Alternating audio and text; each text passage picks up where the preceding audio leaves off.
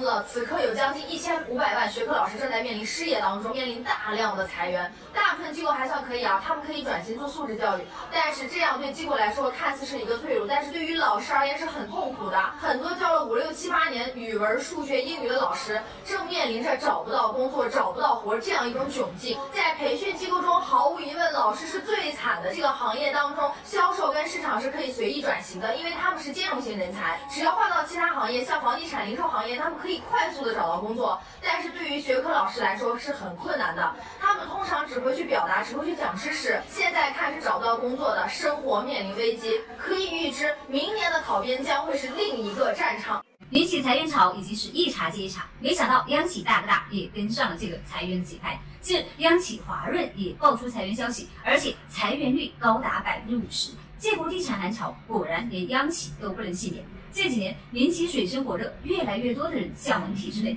就连清北的就业方向也越来越倾向于体制内，其次就是央国企。但是覆巢之下焉有完卵？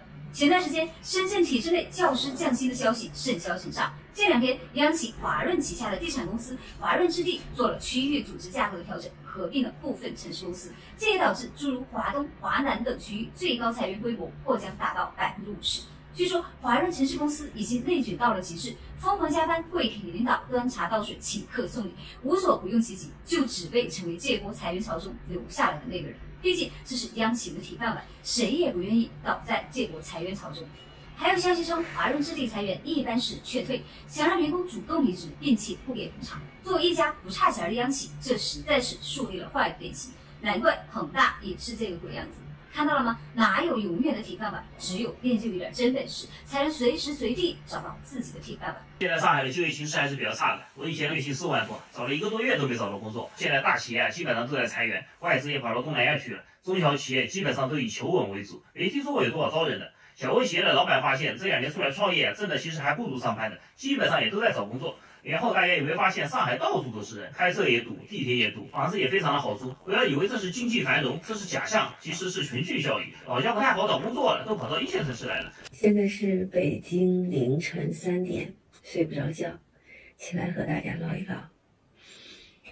睡不着觉的主要原因当然是因为白天喝了咖啡，但是真正的原因应该是，我也成为了一个无业游民了吧，100万年薪也抵挡不住被裁员的噩耗。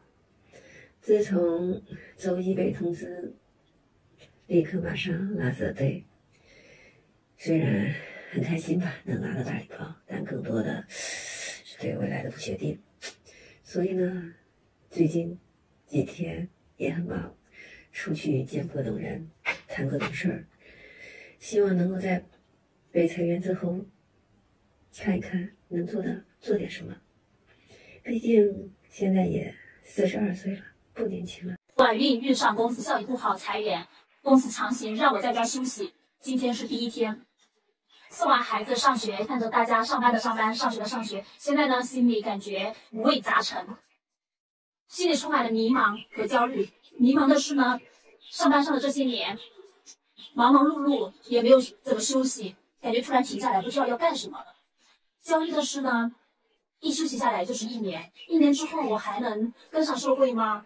生完了2娃，需要用钱的地方越来越多，我们的钱还够用吗？是的，我被公司裁员了。HR 约谈我的时候问我今后有什么打算，我能有什么打算？40加的年龄了，前不着村后不着店。我本人也是 HR， 约谈我的是我的上司，也是一个和我相处了15年的人。在谈的过程中，他说了一句让我很难忘的话。他说公司不是慈善机构，我们只能按照劳动法给你应有的赔偿。你想要更多的，那你就可以去走劳动仲裁，意思是他们奉陪到底。那个时候我真的没有任何感情可言，我就是他的 KPI， 他必须要把我拿下，而且是要用最少的价格把我拿下。